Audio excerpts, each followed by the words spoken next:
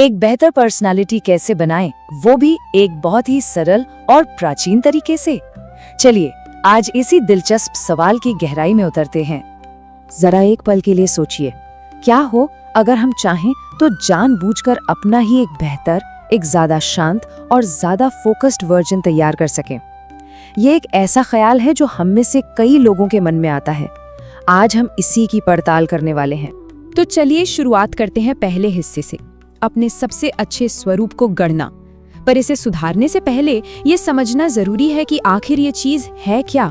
तो पर्सनालिटी, या जिसे हम व्यक्तित्व भी कहते हैं, असल में है क्या? देखिए, ये किसी भी इंसान के विचारों, उसकी भावनाओं, उसके व्यवहार और उसके कामों का एक मिला जुला ढांचा है। यही वो चीज है जो हम सबको एक दूसरे से अलग बनाती है, हमें यूनिक बनाती है। अब इसे थोड़ा और आसान करके समझते हैं। हम इसे 5 मुख्य पहलुओं में बांट सकते हैं। पहला, हमारे विचार, कि हम सोचते कैसे हैं। दूसरा, हमारी भावनाएं, हम महसूस कैसा करते हैं। तीसरा, हमारा व्यवहार, हम लोगों से मिलते जुलते कैसे हैं। चौथा, हमारे मूल्य और विश्वास, हमारे उसूल क्या हैं। और हाँ, 5वां है हमारी शारीरिक उपस्थिति, मतलब हमारे हाव भाव, हमारा पहनावा। ये सब मिलकर ही हमारी पर्सनालिटी बनाते हैं। और यहाँ सबसे अच्छी खबर क्या है जानते हैं? हमारी पर्सनालिटी कोई पत्थर की लकीर नहीं है। इसे बिल्कुल बदला जा सकता है, इसे बेहतर बनाया जा सकता है।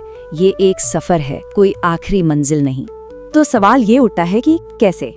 यही पर एंट्री होती है मन के ताले खोलने वाले एक बहुत पुराने और शक्तिशाली औजार की, ध्यान। अच्छा, अक्सर ना एक कंफ्यूजन होता है कि क्या योग और ध्यान एक ही चीज है। असल में इनमें एक बड़ा फर्क है। योग अपने आप में एक पूरी जीवन शैली है, जिसमें अष्टांग योग के 8 सोपान यानी 8 सीढ़ियां हैं। और ध्यान, या जिसे ध्यान कहते हैं, वो उसी रास्ते का एक बहुत ही पावरफुल कदम है, जिसका मुख्य फोकस मन की शांति पर होता है।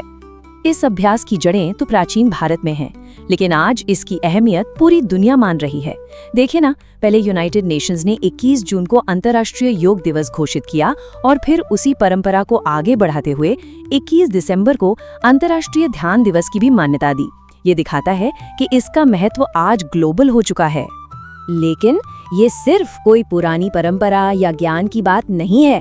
आज का मॉडर्न साइंस भी इस स्थिरता के पीछे के विज्ञान को मान रहा है, उसे साबित कर रहा है।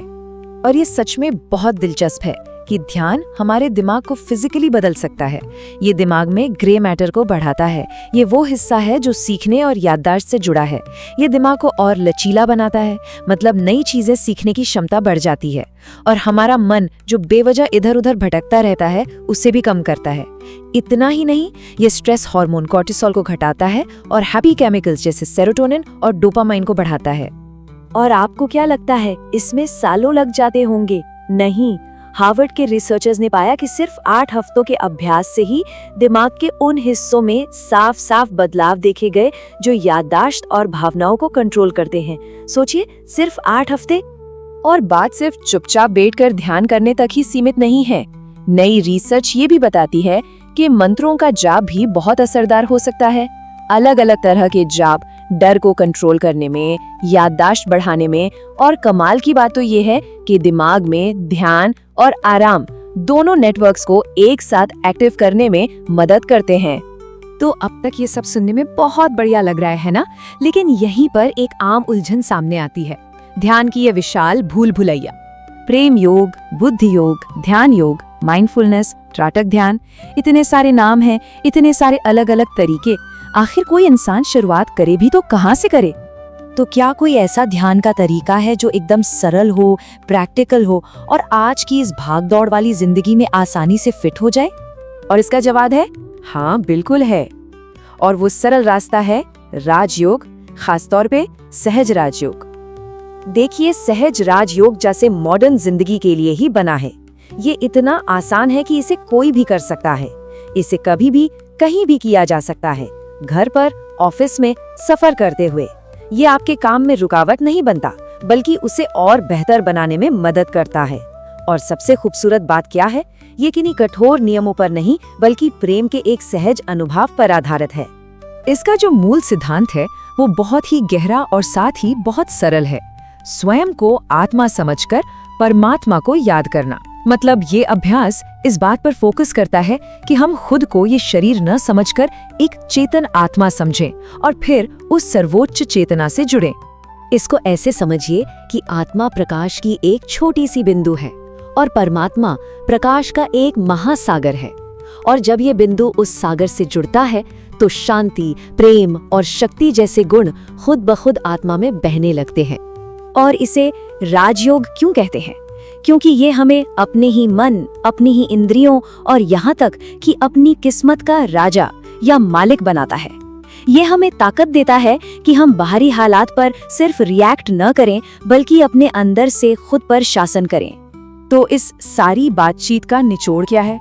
निचोड़ ये है कि एक बेहतर इंसान, एक बेहतर व्यक्तित्व बनाने की चाबी कहीं बाहर नहीं, हमारे ही अंदर है। और ये सफर यहीं से, अभी से शुरू होता है।